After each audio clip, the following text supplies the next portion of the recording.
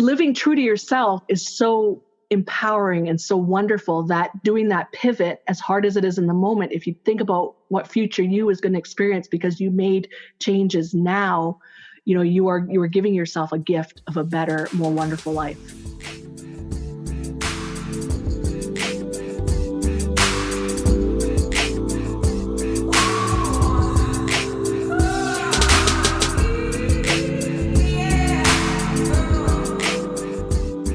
Welcome. Today with my guest Paula Mould on I'm Too Old for This Shit podcast. I'm Angie and, well, I guess I'm too old to take any kind of shit now.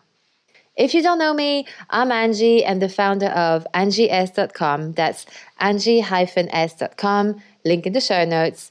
Well, I'm a health and skincare consultant. I help women who don't fit into the extremes implement healthier habits that don't manage them. I'm about tips and tricks that work, make sense, and just help you stay on top of it without making you bored to tears. We're talking what you eat, put on your skin, and do to feel your best. And because we are all so freaking busy, we're keeping it fun and irreverent, okay? So I created this podcast because I wanted to talk about well-being beyond food, skincare, and meditation. I wanted to have guests on who can share their wisdom on relationships, sex, dating, owning a business, mental health, and basically all of these things that I am also excited and curious about, but have also experienced the ups and downs of, which most of us have. So I truly hope that you find this useful and helpful. This podcast has been therapeutic for me. You will witness me having realizations during some of the interviews. So today I brought Paula on because being an entrepreneur is nowhere near what they like to tell you on the glossy social media. You have to duck and weave the scammers trying to get you onto their program so you can also turn over, quote unquote, £8 billion a year. Yeah, sure. There's the ups and downs, which is the nature of the beast, but not many truly talk about the behind the scenes stuff. Paula too had to go through some hardships before finding her current success. Now buckle up because Paula does not wait on anybody. She moves through the world fast and her wisdom of nuggets come at you at 100 miles per hour. And I'm telling you, you better catch them. She knows what she's talking about. So without further ado, welcome Paula. Hi. Thank you so much for joining me today. Well, thank you for having me. The reason why I brought you on today is because I really love how you know and how you help others pivot while still staying relevant to themselves. Mm-hmm. So before we dive in, I would love for you to introduce yourself, where you live, and what you do. Perfect. I'm Paula Mould, and I am a fine artist, writer, and mentor, and I live in London, Ontario, Canada.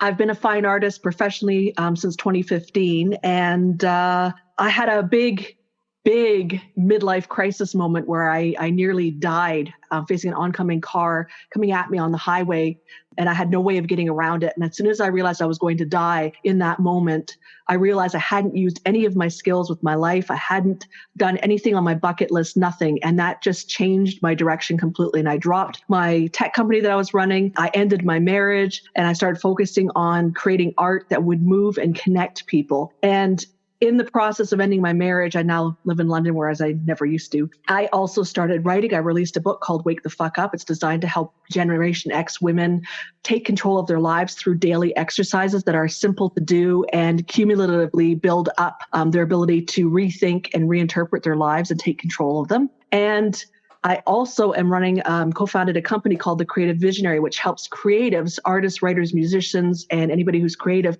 set up and run their business successfully so they don't have that waffling around trying to decide what they should do, how do they market, things like that. So my whole focus with my art, my creativity, and my writing and my life is to empower other people to take control of their own lives, their own creativity, and live their fullest life. Because I think as you get to sort of midlife, I'm going to be 47 next week, ouch, you realize that you have very little time left and that instead of waiting for tomorrow, you need to grab it now. And so the work that I do is designed to help people grab their lives and live them and really feel like when they look back, they don't have regrets and they don't live in fear and they don't live in what if, but they actually did the things that scared them, did the things that moved them, and did the things that changed their worlds and then changed the worlds of the people around them. Okay. Wow. Okay. Surprise! Thank you. Yeah. Wow. So much. Okay. Okay. So obviously, I obviously got quite a few questions here, but Mhm. this kind of thing you said that sort of, sort of like, sort of like resonated quite deeply with me is, we were talking about, grabbing today. So, because that's one of the thing that I think a lot of us, we want to make sure that we make the most out of life, but at the same time, it can almost sort of paralyze someone into inaction, right? Because it's like, well, where do I start? It's because obviously you obviously had quite life-changing, life-altering like moments in your life that had shifted you into like big actions. Okay, so because ending a marriage, changing career, all those things are not small things, and finding your purpose is not a small thing. So not everyone's had, I guess like not everyone needs to go through like a life-threatening accident or having like this, a life-threatening disease to make this big leap and big change. Some people sometimes also feel like they're almost like they're just living in the same routine all the time, and they are desperate to find, what's that bigger thing they're supposed to do with their life. So how would you advise, how would someone find a purpose if someone does not instinctively know what their passion in life is? How do they figure it out? Like what truly lights them up? How do they know that? Well, that's actually a really good question, because you have to have, first of all, that awareness that maybe you aren't living your life's purpose. A lot of people are perfectly happy in the lives that they've created. The mortgage, the 2 cars, 2.5 kids, and whatever, right? But some people aren't. They look around, they say, okay, is this all there is? I thought, life would be more exciting. And so the first thing you have to do is actually have that ability to look around, and say, I'm not quite happy. Something's not right. Something's missing. And the next thing is, especially for women, is to pause, because women don't tend to do anything but give of themselves completely. They come last, they put their kids first, they put their marriage first, they put their whatever around the house first. And so you need to sort of also allow yourself to become first, or even make the list of people who need self-care. So the most important thing, because for me, I need those big signs from the universe. I need the universe to come down and hit me across the head and say, pay attention. But most people don't. They just need to have that dissatisfaction. And if something is missing, then you need to start saying, okay, what am I not doing for myself? And have that pause and take that time and do that self-care. So I'm not talking about buying, like a shitty bath bomb and having a commercial experience. I'm talking about, go for that walk, take that deep breath, remove yourself from a situation. Like even if you can, go away overnight and just figure out what it is that you want as a person, and what are you missing, and what do you like. And I personally had to go away. I'd never left my kids more than 2 or 3 days in my entire marriage. And I went away for 21 days to Europe and discovered that I didn't know what I liked. And so that made every experience really interesting. I'd never had oysters. I didn't know that I liked to lie on the beach, never had the opportunity to, because I was always watching kids. I didn't know that I found deserts fascinating. So I went to Spain and took a look at the area around and stuff. And so it's just a matter of figuring out, what do you like? And then things will start coming into place, because as a child, you knew what you wanted. You wanted to be an astronaut or a firefighter, or you wanted to be an artist or whatever. And you want to reconnect with your inner child. But so you do these things in steps. So first you connect with yourself and you listen, because you haven't lost your inner voice. You just stop listening. And then you love yourself however you are. And that's a hard thing to do, but that's also an important step. And as you listen and as you love yourself as a member of a greater collective, we're all part of the same universe. We're the same as trees or grass or cats or whatever. Feeling your connection. You don't judge a tree for having a white trunk or being too wide or whatever. The same thing, we shouldn't be judging ourselves.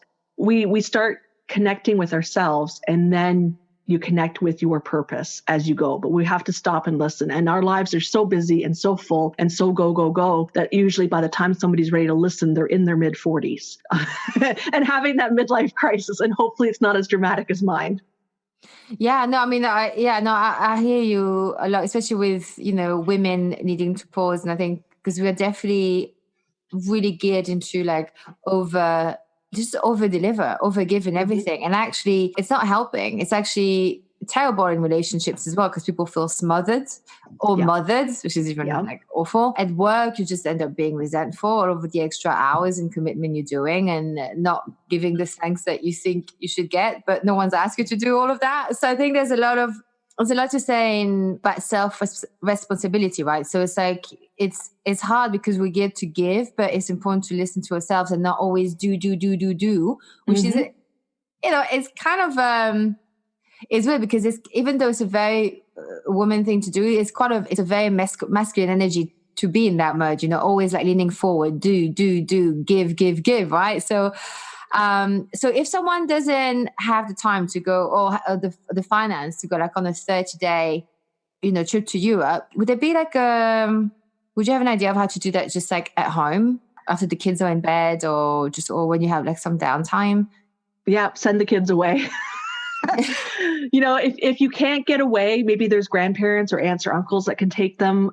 Send your spouse away if you have one, but just find a way to be with yourself. Even if you take a day and go off for a drive, like I live near a bunch of beaches and stuff, which yes, they're cold, but whatever, you go away and you just spend that day with yourself. Take yourself out on dates. Again, they don't have to be expensive. I took myself out for sushi and a movie and it was great because I love sushi. I didn't know I loved sushi. Now I know, it's a chance for you to do things that you don't have to say, what does the group want? Or am I being selfish? It's just you. So do things with you and enjoy your company and make them special. Don't just, go out in your yoga pants and whatever and don't put the effort in. Actually put the effort in, put the lipstick on if you're a woman or make that effort to make it special as if you were doing it for somebody else, but you're doing it for you and you matter as much as somebody else does. Yeah, it's so true, And I know I'm not the only one in this. I have friends who do the same. It's sometimes if you feel like, you just feel like shit and you're just, and you're supposed to be doing some work, working from home, whatever. Just actually sometimes for me, it'd be like washing my hair and blow drying them. I'll suddenly feel like I'll just feel more human because I'll quite easily just go for days with like just my hair in a bun and just being gross. Yeah. So, but I love what you were saying before about, when you went to Europe and finding out what you like because you didn't even know what you liked. Yeah. And that's quite big because it sounds like it would be a simple given thing, but I'm sure like that there's many of us out there or many other women who feel that way. So yeah, I think you're definitely taking time for yourself. So I was thinking about like the next step. So let's say you've taken time and you found out, like, I mean, how do you know inside that it is a purpose or a passion? Like, how do you know it's that or it's just something that's passing? You see a connection. You see it in what you post on Facebook. You see it in what lights you up. You see it even in what you watch on TV or what you read, or where your friends are as well. So for me, I never thought I would be sort of focused on helping women because I'm always about, let's help everybody type of thing. But I noticed that my Facebook posts were all about women's rights and not in a way that is anti-man, but it's more like, holy shit, I didn't realize that, it was 1974 when women got the right to have their own bank account type of thing. It's just that kind of thing, being aware of how recent changes have been that give us rights as people, as human beings. And so then I noticed, like the artists I focused on were women, and yet you see male artists everywhere in galleries. They're typically when you tell somebody to think of an artist, they think of Monet or Van Gogh or Da Vinci or whatever, and you don't think of Georgia O'Keeffe or other women because generally women are not featured as artists. So I was noticing these patterns in my work. And then in my own portrait painting, one of my friends pointed out that I was painting all men because I paint a lot of pop culture portraits, Star Wars and Doctor Who and stuff. And I wasn't painting the women. And that opened up my eyes to, again, that trend where women are not featured as superheroes or they're not main characters generally in stories. That's changing. But, I became aware of that sort of link that was happening all over the place. So again, it's paying attention. What are you saying? What are you doing? Because it's not what you're thinking that matters. It's actually what you're doing. Your follow through or lack of will show you where your interests lie, where your passions lie. Because I find that if I'm not connected to something in some way, I don't have that follow through. If I find myself procrastinating on something or resisting doing something, that's usually a huge sign that I'm not connected to that thing. So pay attention to what you're actually doing, what you're posting, what you're reading, what you're talking about, things like that. And you'll notice a pattern and you can pick it up. Everybody has things they like and things they're drawn to and things they're passionate about. Every single person does. Yeah, no, for sure. And I think the thing with the procrastination, it has I mean, it can have different meaning in different situations. So I think, I don't know what your thoughts on this are, but in my experience, if, you know, no, well, let's take the example with painting, because that's obviously that's what you do. You paint, and so one of the many things you do. But like one of the things you do is that you paint, and so let's say before you did it as a business, you'd be noticing that you may be like doodling on paper first, from when you were young, and then you started to draw, and then you started buying your paintings and your canvas and stuff like that. And so you're not procrastinating on those. You sort of like do them because you enjoy them. But then there's also, when you are actually starting to take it to the next level into like a business, I think also people sometimes reach this level of a plateau where they will start to procrastinate. And it's not because they're not passionate anymore. It's because all of a sudden they feel trapped. They feel obligated to do that thing. And also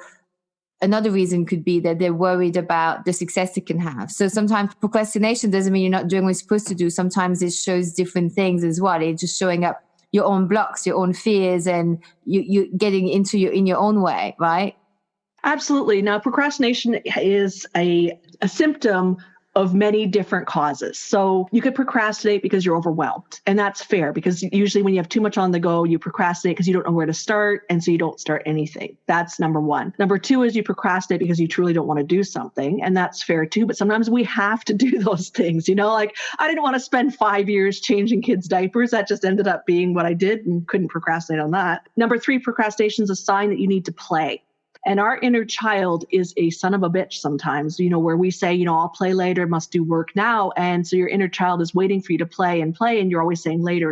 And eventually it kicks up and says, we need to play now. So one of the best ways to combat procrastination in that case is to actually go and do something fun with no prescribed outcome, because that's the whole point of play, is to do something without being productive or whatever. But procrastination also can relate to fear of success, as you said, rightly so, because then you have to step up into that new identity of who you want to be, but the actual doing of that is scary. Like I have formal art training and everything else, but I went off into tech because that's where the money was when I was younger. And so to actually step up and say, I'm a professional artist, I'm earning money with my art, was a very difficult thing, because I suddenly had to then own that identity that I am, an artist. I produce art. I sell it for money. My goal is to be, known on the world stage, things like that. And I actually had to become that person. And in becoming that person, you lose who you were, no longer the amateur, no longer waffling, no longer whatever. So there is a little bit of a mini death. And so the procrastination that happens there, aside from the fear of success, is also that mini virtual death of the person you used to be. And of course, like any living creature, we resist death, whether it's real or, a mini one. So there's procrastination that happens in that too. So the trick is to figure out where you are, what's going on that's causing it, and then dealing with it. Because yes, once you hit a certain point, procrastination is just a sign of you afraid to live up to what the life that you want to have, for sure.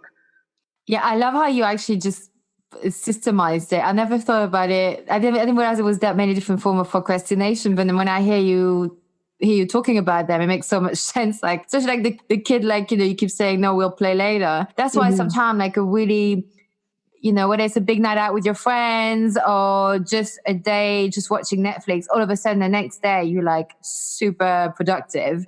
And the thing with the death, like the death of who you used to be, that is huge, definitely. I mean, I feel it. Like, that's the one that's always making me procrastinate. I'm like, oh my God, this is new. How do I, Yes. Yeah, no, thank you for that. So that's the other thing, right? So that person who found, their passion, what lights them up. And so whether it's, pivoting from something they're already doing or something that's completely new, that will come with loads of doubts, no? Absolutely. Yes. Yeah. Imposter syndrome, which is my favorite thing. Imposter syndrome is a plague for every single person alive. Anybody who says that they've never had it is lying. Absolutely. Yeah. And the way you overcome imposter syndrome is through action. So you remember that if you're sitting there, okay, let's say for an example that you want to be a writer. So you're writing some stuff, but you're looking around you and everybody's like publishing books and they're the number one bestseller. And you're sitting there looking at your stuff going, I'll never be a writer. I'll never be an author with a published book. I'm no good. You are looking for from your point of view at the beginning or near the beginning of the journey, and at somebody who is achieving the things they want to achieve, they're clearly in the middle or towards the end of their journey. And so you're trying to compare yourself from two completely different points of view. You are an apple looking at a slab of meat going, I'm not good enough, right? So there's that one aspect of imposter syndrome, because we do tend to compare ourselves and not realize that we can't. You can't look around and say, I'm not good enough. There's always going to be people better than you, that you are also always going to be better than some people. That's just the reality of it. But there's another aspect to imposter syndrome where we cannot be objective about our own work. We absolutely cannot be objective about our own work because we see the ugly bits. So whether you're a writer or you're an artist or you're a musician, you see where your work was in progress. And obviously, a half-done painting is not as powerful as a finished painting type of thing, or your first draft of whatever you're writing is clearly crappier than your final draft, right? So we see that work in progress. We see, I like to call it sort of, behind the curtain type of thing. But we also see when a work is done, where it fell short of our expectations, our hopes, our dreams. And so when we look at our piece, when we're finished with it, we see, oh, that wasn't blue enough, or the angle came out wrong, or I didn't, write the best prose possible or whatever. Whereas other people see it and they go, holy shit, that's good. You're a magical unicorn, right? So imposter syndrome also comes because we cannot be objective about our own work. And when you recognize that, and you recognize the fact that your work is your participation with your work is a journey that ends when the piece is finished, it is no longer your responsibility to look at it, analyze it, or even think about it. It makes it easier because as creatives, we create the thing, we think about it, we dream it, we act on it, we build it, we do whatever, and then we declare it done, we frame it, we publish it, we release it to records or whatever. You let it go at that point. And when you start doing that, you start losing the imposter syndrome because then you don't have to think about the final. Is it good enough? Is it whatever? Your journey with it's done. That thing is like a child that you've raised where, when they become 20 and you sort of shove them out of the house and go on, have a nice life. I'm done wiping your butt. That's the same thing with your art. You no longer are responsible for how people interpret it, how it's received or anything else. That helps with imposter syndrome tremendously. But the one thing you can do to combat imposter syndrome is do. Make, build, write, create, make, build, write, create, whatever it is that you do, keep doing it. Because as you do it and as you share it with the world and as you keep, rinse, wash, repeat, you become anti-fragile. So when you see people who show up and they're like casual, like, here, look at my ugly painting. It's not quite done, but whatever, I'm sharing it with 2 million people. It's because they're so used to it. They've become anti-fragile. So for me, sharing my art for the first time required, a shove from one of my friends because I was really scared to do it. I only had 13 followers and I was terrified to do it. It took me half an hour to hit the post button and I survived, obviously. And then it got easier and easier to the point now where I paint live. I invite people virtually into my studio. I teach classes. It's easy. But when I wrote my book, sharing my draft, my final copy with my closest, dearest friend took me 2 weeks. I was terrified because I was anti-fragile when it came to painting. I didn't have any imposter syndrome. I know I can paint. I've got loads of proof that I can paint. Loads of people have bought it, whatever. But the writing,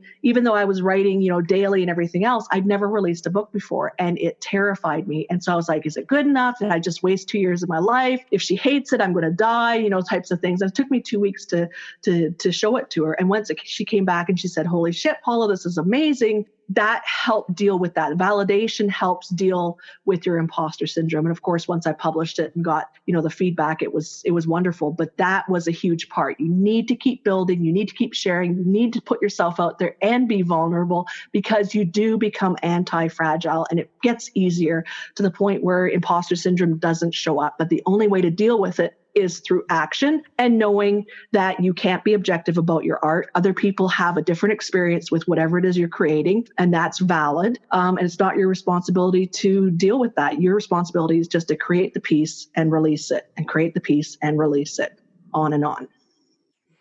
Yeah, absolutely. I totally agree with you. I think it's important to learn to. I'm still learning to do that, but I'm definitely better at it than I used to. But just write and just publish it.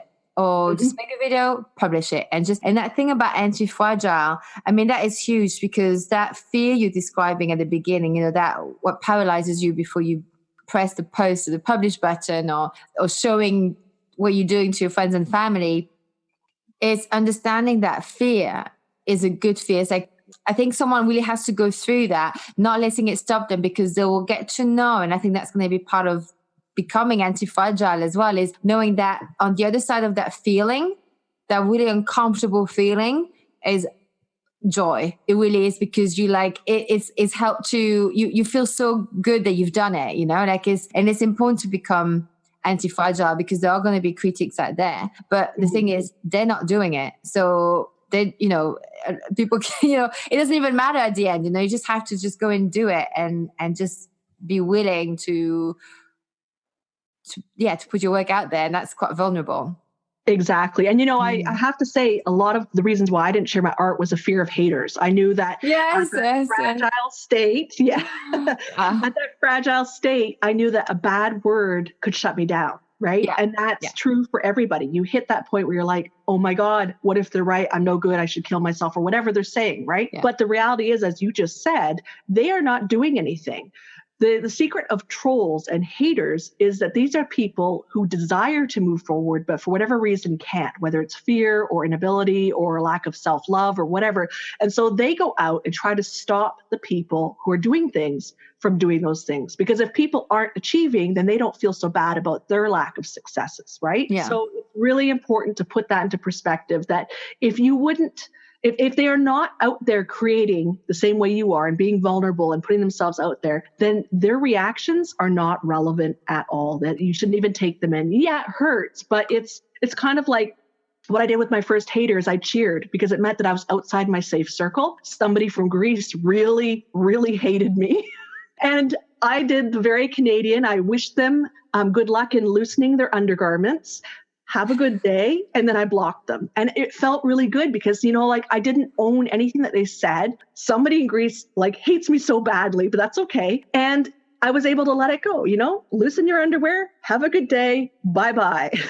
I didn't even realize that you'd actually had some haters, because Because I was just going to say, because for me, because I used to be really worried as well about, some people are really going to hate what I write, especially certain circles that, when I do yoga and stuff like that. And the fact that I talk about eating meat and drinking, a lot of them just, they just hate it. And I used to be worried that was going to be a big, whatever the expression is, a backlash or something. Do you know what? Nothing. But there's been sometimes a couple of comments, but not related to what I was worried about. And comments that actually really didn't care.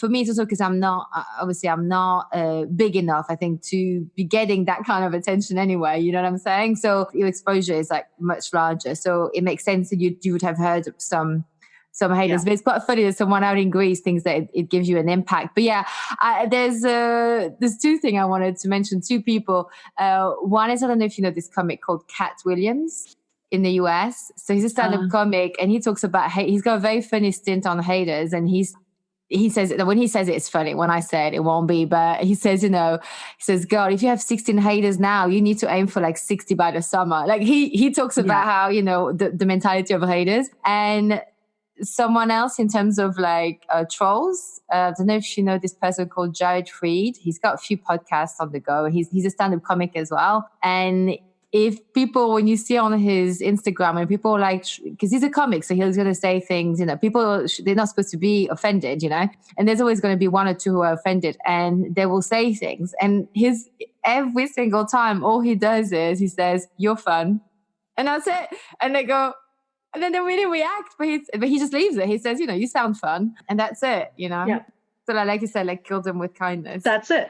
And block. And block. They don't deserve the privilege. I do believe in a good block. I do believe in that. Okay, so let me just see. Okay, so now, because I know this is something that you went through, because you had a tech business before, and so my question is this: so let's say someone has a project or a business, okay, they're making money from it. Regardless, they've made a commitment to it, and they've worked on it. How did you how do you decide if and when it's time to either leave completely, close shop, or pivot? How do we know the difference on that? Well, there's lots of signs. So for me personally, I was getting angry. I was stressed out. There was 10 years of my life where the only differentiation between from year to year was the fact that my kids got older. Like I really was doing the same stuff, working from my basement. I had 15 people working for me remotely. And that was a tech company? That was a tech company, yep. Yeah. And so it was run from my basement so I could be home for the kids, but I never saw them. I was working 12 and 14-hour days. And I never communicated with anybody except by text or email. So it was really isolating. So I found myself getting more and more resentful, more angry. My blood pressure started to rise. My health was deteriorating. I was actually losing my hair. And these were all physical signs. I needed to stop and pay attention. But I didn't know what to do. I felt very, very trapped. And the number one thing I did that was really, really the most important thing was I got a coach. And prior to getting a coach, I thought coaches were for people who were silly. If you're not an athlete, why do you need a coach? But I got a coach who was a one that specialized in creatives and business and all that, because I felt like I needed somebody who wasn't a friend and yet who was a creative, who could understand what I was trying to do. And I was paying him to give me honest feedback. I want to do this stuff. What do you think? And he would say, well, what do you think? Type of thing. But it gave me that person to bounce stuff off of, because he wasn't worried about me liking him. I wasn't paying him to like me. I was paying him to allow me to clear my thoughts, pick a direction, and get focused. That was probably the most important thing that I did. But I had signs that I needed to stop because I was really dissatisfied. I really hated my work. Not that I hated the work, but it was at that point where I hated the work, And so if I'm not working in alignment with who I am, and even in my tech company, I was working in e-learning and not-for-profit companies and stuff or supporting them because my whole point of my life is to make a difference in this world, leave it a little bit better than I found it. If I wasn't finding satisfaction in it, I knew that I wasn't doing the work with the right mindset. These people were hiring me to create ebook readers or web applications and stuff to help raise money to, build wells in Africa or whatever. And I was resenting that work. Now, how on earth could I produce something that was wonderful for them if I resented every minute of it? That was a big sign for me. But for me, I needed that near-death experience on the highway where I knew I was going to die and somehow I didn't even get hit. So when you go to pivot, this is when listening to yourself really matters. If I'd listened to myself more, if I'd loved myself even at all at that point, I maybe would have pivoted less dramatically, that maybe I could have saved my marriage, that maybe things wouldn't have been so, one day I'm this and then I shut the shop down and suddenly I'm like, okay, so I'm free. What do I do with my life type of thing? It was really dramatic as I can be. So pay attention, listen to yourself and love yourself enough to say, okay, that little voice in the back of my head is saying, I'm really unhappy. Are you unhappy and feeling trapped because you don't have enough money? Is there some kind of external factor? Or are you not living your purpose? And if you're not, like if you already had an idea that you like to make a difference or your work is designed to help people and you're resenting it, there's a disconnect. And that's where you need to pay attention. And it is okay to pivot. In fact, I think it's really important. In the same way that I think that marriages should be no longer than 20 years and automatically end, because I think that when you're 20 and getting married, you're a different person than when you're 40. The same thing for careers. You pick a career when you're 19 and going off to university. How the hell are you supposed to like it at 45? 19-year-old you was a moron. So, you're kind of, suffering the after effects of those decisions that you made when you were younger. Of course, we should be changing careers. Of course, we should be listening to ourselves. Of course, the world we're living in now is not the world our parents lived in, where they graduated from school and worked at the same job for 50 years, retired with a pension and had a great life. That is not that world. It no longer exists, nor should it. So pivoting, I think, is not something that's abnormal. It should be normal, and it should be something that is supported. Yeah. And it's also something that even like the big companies do as well. I mean, they usually put themselves out of business and create something new. I can't remember top of my head, but they still stay the same company, but they change. So, it'd be like, with the publishing world, if you didn't go online, you were closing shop. So being able to offer those books online, and partnering with like the Audibles of this world, I can't pronounce it, but you know what I mean? Like to create audiobook instead of just paper book, if the ones who didn't do it, they're out, they're gone. So it's almost like, pivoting is essential. And I guess the same, what you're saying as well is that even in life or even in personal life, accepting who you are today is different from when you made a certain decision 20 years ago. Exactly. And it's also paying attention to what's happening in the world, out front or outside of you. Basically, 20 years ago, self-publishing was called vanity publishing, and people were, if you vanity published a book, people looked down at you type of thing. And it was, really expensive. You had to pay for an editor and pay for printing and pay for warehousing and pay for distribution. It was pay. And now the gatekeepers are gone, and you could publish for free on Amazon. As soon as you write a book and put it in the right file format, you could just release your book, no problem. And it's easy. So if you're listening to yourself and you're paying attention to the changes that are happening right now, where we live in this incredible time of opportunity, I stopped working with galleries because I felt that they were in my way. I sell all my work online and there is no middleman. It's just me. We have this potential. So if you're feeling trapped and resentful and angry and you're thinking, what do I do with my life? Take a look around and see what's going on. It's absolutely amazing. And if the crowd is doing something, go the other way, do something else. If somebody is doing if everybody's doing the perfect Instagram posts with everything curated and beautifully lit and whatever, you don't want to be doing that. You want to be doing the grunge ones, or, you don't want to be having the perfect mommy blog or whatever. I hate that word mommy, but you don't want to be doing that. You want to be in the trenches, this day was a day of poop or whatever, and be different, be yourself and be true to who you are, but pay attention to what your insides are saying and pay attention to the opportunities that are out there. Because if you're in your 40s, you may not be aware of how much opportunity we have. There is no reason why anybody with a bit of creativity and a computer and an internet connection can't do something entirely different with their lives. You do not have to be chained to a desk or chained to misery or feel like you have no choice. Choices come with sacrifice and they come with cost, absolutely. But the cost can ultimately be worth it. Has my last 12 months been hell? Absolutely. Have they been worth it? Would I go back? They're absolutely worth it. I would never go back to my marriage, not in a million years. I am a nicer, happier, more wonderful person. I have a great head of hair. And, it's living true to yourself is so empowering and so wonderful that doing that pivot, as hard as it is in the moment, if you think about what future you is going to experience because you made changes now, you are giving yourself a gift of a better, more wonderful life. Wow. Yeah, no, I love this. I'm a bit speechless because it was perfect what you just said. And absolutely, actually, if anyone can go and check out Paula's hair, you do have it going on. So definitely a really good set of hair, girl. So absolutely. Now, it's interesting because, there are so many opportunities, but I think it's almost the overwhelming factor. There's so much that can be done.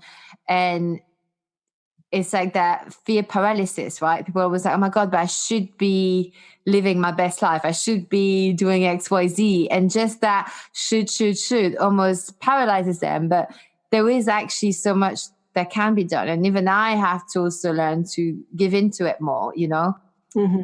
Yeah. So it's it's a mix, isn't it? There is absolutely no reason why anyone, like you said, with creativity, some work, internet connection and a laptop can go out there and change their lives. There's also the reality of it behind, it's not overnight. Things take time. Do take time.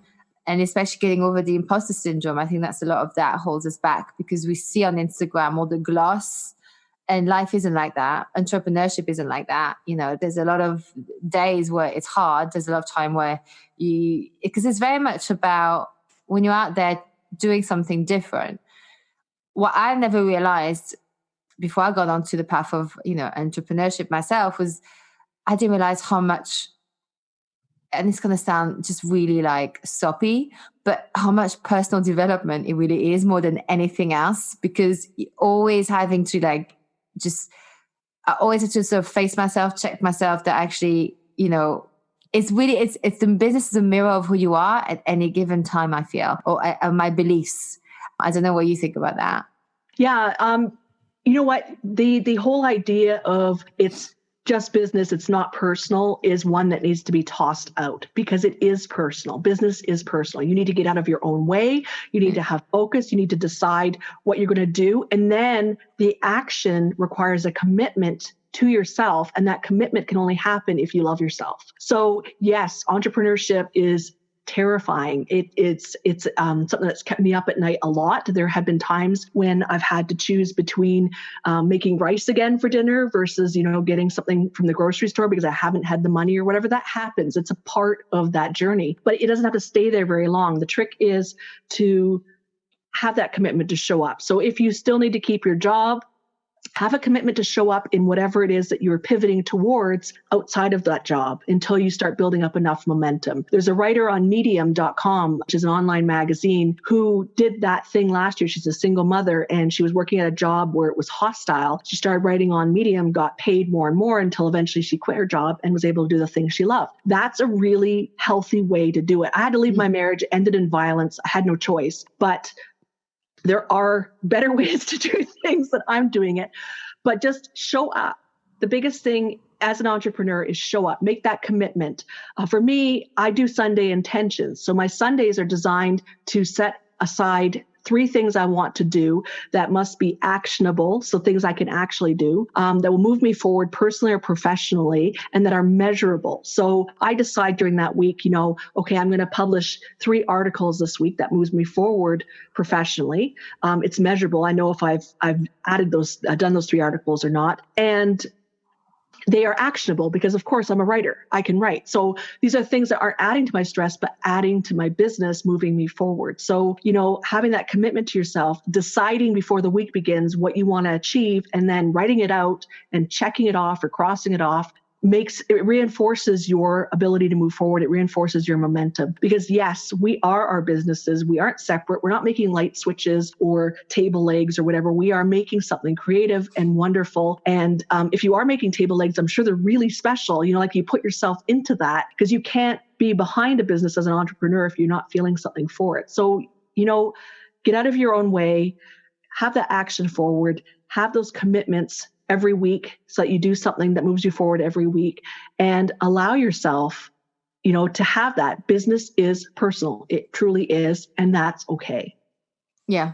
Yeah. And I love the fact that you said that, you don't have to quit your day job and just jump into the void. I think a lot of people thought, you had to do one or the other. And that's not true at all in my experience. I think it's really good to do a smooth transition, whether you cut down your hours in your day job and then do more of your own hustling on the side until you feel more confident. And who knows, maybe you even want to keep both. A lot of people they have a part-time day job and then they have their own business on the side. There's no set ways of doing it.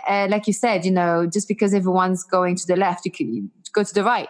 That's okay. And there's a lot to say as well. I think a lot of, I say Instagram because I don't really do, I just do Instagram and Facebook. So I don't know about the other mediums so much, but there is a lot to say, about what is shown and what's really happening behind. And just because someone looks successful doesn't always mean they are making the money, and that's okay. They don't have to tell you either. It's a personal thing. But I think it's important to have that reality check to know actually it's okay that I'm not to be full time in your dream project or dream business. It's okay that how do you feel about it? How do you feel about your life every day is important. And also that you mentioned the Sunday night, I like to do Sunday night to plan my week as well. And if I miss it, I'll do it on Monday night, for the next day or the week that comes up. And that's definitely, it really actually helps us to move that needle forward a little bit more. For sure. That's it, because you blink and, next week is May 1st. How's your year going so far, right? It's like, okay, we had all these great, wonderful plans January 1st that this was going to be my year and I'm going to blah, blah. And then you sort of blink and you slide into May and you go, what have I done? Oh, well, I'll save it for next January. My thing is, if you check in with yourself every single week and you make doable commitments to yourself. So I'm not saying do 600 things in a week, but 1, 2, or 3 things extra on top of what you're doing will move you forward. I mean, it's how my book got published. Is I made that commitment to myself. I said, this is the date it's coming out. I told everybody it was coming out, and that was it. I made that plan and that intention and that commitment, and then I lived up to it. So you have to realize that time slides, and it's insidious in a way that it just really slips by you and you don't even realize. So you need to make sure that every week you're checking in with yourself. Am I moving myself forward? Am I doing something that, makes me feel good? Is there self-care in there? Is there professional forward movement? Whatever, like that's a really important thing to do. And then you've got 52 times you've checked in with yourself. And by December 31st, at the end of this year, you'll be like, holy shit, what an amazing year. Because I checked in with myself 52 times. Yeah. Oh, it does add up. It really does add up. It's just a quick question on what you were saying. So, like when you said, that you were going to publish a book was going to be on that day or finish a project and so on. Are you not, sometimes I'm scared to say, okay, I'm going to be doing this on that date and say it to other people, but I know it's helpful because it makes me accountable. But what would you say to the listeners to say, okay, oh my God, I'm too scared. Like if I say that I'm going to have this product out or this service out by July the 1st, what if I don't make that date? And then they're like mortified and they start to doubt it. What would you say to them? Don't set yourself up for failure. So I'm a Star Trek fan, and the number one rule of Scotty, the engineer in Star Trek, was that he would tell the captain an exaggerated time of fixing the engines, for example. So, he would tell the captain, I can only do it in 2 days. And then he would finish it in 1 and look great, right? Like miracle worker, right? When he knew he could probably finish it in 1, he just didn't want to say that. It's the same thing. So I knew I had picked January 28th to publish my book. I knew that I would get it back from my editor the first week in December. So it was already done being written. And then I knew that I would have to allow for issues with the file conversion, which happened, and, just the idea of pulling the trigger and releasing it. So I gave myself an extra, basically month and a half to have problems. So pad the date. Don't overwhelm yourself and say, okay, now I've got this commitment and now I have to do it and I can't do it. I have 600 paintings due by the end of the week or whatever. Make it realistic and then add to it. So whenever I dealt with client work, when I was in my tech company, and they would say, we need this software coded by whatever, I would say, no, it needs an extra month. And that gave me room for mistakes, room for whatever, always overestimate. So if you want to have your software or your project or your painting done by July 1st, tell people it'll be August 1st. And then when you show up early, they're like, holy shit, you're amazing. And if there's a problem, you have that month to fix the problem or whatever. Because if you've got kids like I do, somebody's always getting sick or breaking a bone or whatever, you've got to allow for life as well when you give estimates. So don't be unrealistic. Don't set yourself up for failure. And then when you hit those commitments early, you look amazing. Yeah, that's a great tip. Absolutely. I love that. Just the final question I think here is, personally, I do the same and I know why, but I still wanted to ask you about your opinion. So, because you mentioned about that you got a coach, why not relying on friends for that when it comes to business and starting out? Oh my gosh, that's a good one. Friends love you, or they love you to your face and hate you to your back. But either way, there's an emotional thing in there, so that there's that aspect where they won't tell you you're being dumb because they love you. They'll, when you say to them, does this shirt make me look fat? And they're like, oh, it looks so great, Paula, you look amazing. And then you realize, of course, you look like a whale in it, whatever. Friends won't tell you the truth.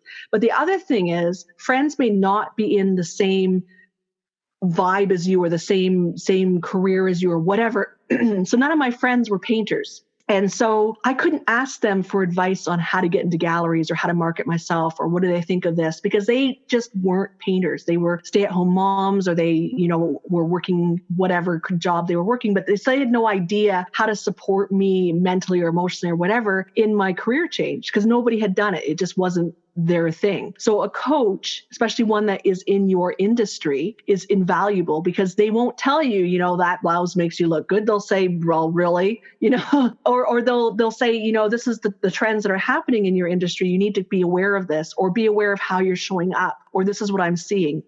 A coach will not, their job isn't to like you, whereas your friend, they want to hang out with you, they want to like you, they want you to feel good, or they aren't going to tell you the truth for other reasons, for jealousy or whatever, and you need to lose those friends fast. But friends are great for friendship. They are not great for advice. Yeah, agree. And also there's the other thing when people that maybe I don't know if it's friends and family, but they can also be worried because they projecting how they would feel. So they may want to sort of unconsciously want to stop you in doing what you're doing because they worry that it will fail. So they're worried for you. They worry you're going to embarrass yourself, right? sometimes people give up too soon because their friends are like, yeah, but look, come on, why don't you just stay in? You've got a good job. Why aren't you happy? You've got everything you should, they don't see that. Some people may not understand, you've got this burning passion and you just got to go out there and do it. And the last thing you need is someone asking you, what's your plan B? That's where a coach will come up. Probably the coach can say, you're not going to be offended. But it's kind of, it's that, like you said, it's almost like either they just don't know, or sometimes they're also just trying to protect you. But either way, it may not be serving you. Whereas a coach will be able to tell you with more objectivity, actually, that move, that's a lot of money to invest without testing it out first, for example.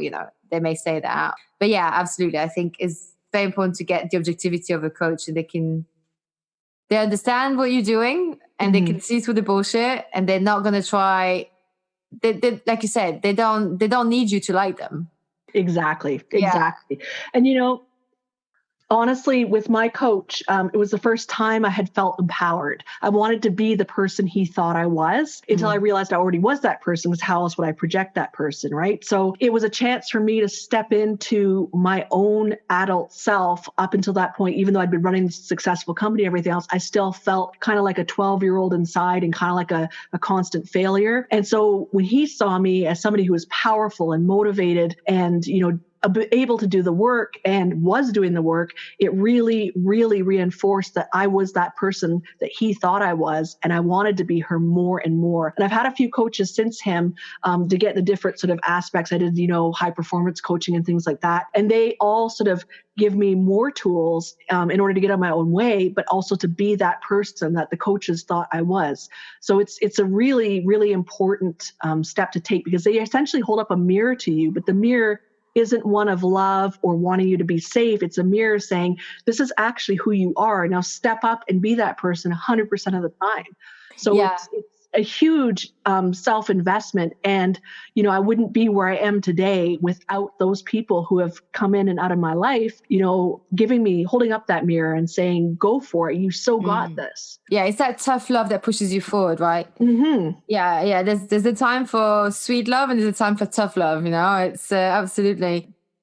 I can definitely hear, like, in your voice, just in your voice alone, you're forced to be reckoned with, So I would be super pissed off at you if I was your coach and you weren't doing what you're supposed to be doing. Because it'd be like, it's a waste. Come on, wake up, get it done already. I'd be like, come on now, Paula, you can do this, Mm-hmm. Yeah. So I'm happy you got those coaches, because you're highly productive and do some great work. And you already know I love your art, so thank you. No, that's fine. When you were talking earlier, I made a note to ask a question about something, and I was just wondered, how do we discern between the fear of missing out and always trying something new, maybe even before that first thing is successful, was just like hop to different things, versus the fear of committing? Like, how do we know the difference between fear of missing out and fear of committing? Because those are two different things, right? So the fear of committing, if you commit a bit longer, it may be like it may be like a huge success. And fear of missing out is like, maybe like not having patience and you just hop from project to project, like that. I do see people like that, but I wonder, how do we know the difference? Well, I don't think that they're so different as much as maybe they're two faces of the same coin. So the fear of missing out, I think, is it's kind of like the shiny object syndrome, where you're jumping from thing to thing until you find the thing that sticks. So I don't have any issues with that if you finally stick. So it can be a huge habit. Like, for example, with courses, like you can collect courses and take them over and over again or whatever. And you find yourself constantly taking courses as a form of procrastination, right? So if nothing sticks, or even just the style of art, you're going from ceramics to painting to whatever, then you're procrastinating. So it's not a fear of missing out. It's a procrastination. It's a lack of commitment to yourself. And so when you don't want to commit to yourself, it all comes back down to self-love. Because when you do commit to something, for example, painting, there are times when you're going to hate it and resent it and cry over it. And you have to allow yourself to understand that no matter what you're doing, if you're working in your passion, it is going to bite you at some point, and you're going to want to stop everything, and you're going to want to give up. And it's the people who get through those days are the ones who see the success. So, hop around, absolutely hop around, try, find the next shiny thing, collect your whatever, make your whatever. And you may find that there's a couple of things that stick, but you will never know if you don't do it. I have zero issues with that. But when you make your commitment, make it. Don't stop when it gets hard. Don't stop when somebody tells you your work is shit. Don't stop when you want to cry over it, and you would sooner gnaw off your own arm and beat yourself to death with it than do that thing that you've committed to, Yeah. I call that time the Thursday of the week. Thursday is not quite Friday. It's, not close enough to the weekend. It's kind of miserable. It's just like, oh God, it's Thursday again. That's when you hit that hump with your work and you just don't want to show up. You show up anyway. You don't wait for the muse. You don't wait for the inspiration. You show up anyway, because that already puts you head and shoulders above the people who are busy just hopping around and not really whatever. If the commitment isn't to your craft, it's to yourself. So then we go all the way back to the beginning when I talked about self-love, because you have to love yourself enough to do that commitment and see your value and see that you deserve to fulfill that dream of whatever it is that you want to make or create or be a part of, that you are worthy of having the life that is your birthright. But you have to decide that. And when you decide that, it's very easy to put down the things that are distractions. So for example, not only do I write and I paint, I have skills in ceramics and whatever, but I'm also a musician. So I compose and play the piano. I used to play the violin. And I had to decide at some point, because being multi-talented is kind of like, oh my gosh, a million things I could do. I decided deliberately to put my music down professionally. I wasn't going to do anything with it professionally. I released one piece and that was it. And then I was like, okay, that's a distraction and I need a hobby. So, you put down the things that maybe you aren't ready to cry over, that maybe you aren't ready to have that huge commitment to. And it's okay to have those. Just put them aside for when you want to do something. Like I knit, but I would never do textile art professionally at all. But I respect the people who do. It's, again, something I do for myself. So as you have that solid commitment to yourself, you decide what matters the most. Where do you see yourself in 5 years? How are you feeling? What are you doing? And then put everything else down that is a distraction. Again, that's a sign of procrastination, and it's a sign that you don't love yourself enough to be committed. So that's what you get. So just pay attention to what your actions are, because they actually show what your thoughts are. No, that's really good, because it's true. I mean, there is such a thing as being multi-passionate, and that, it can make the equation harder knowing what you're going to choose. But it's true, like you said, that being willing to put down what you're not going to cry over and committing to yourself.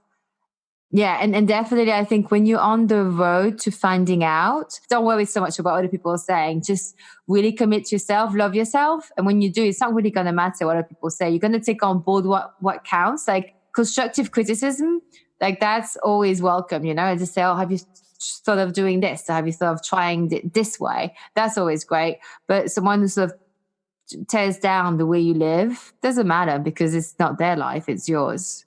Exactly. We have to live with the consequences of what we're doing. And in fact, I don't welcome constructive criticism at all, because criticism is coming from somebody else's point of view, and they may not have lived my life. I mean, how many people have had these massive pivots in their lives? They don't know my motivation, not truly internally.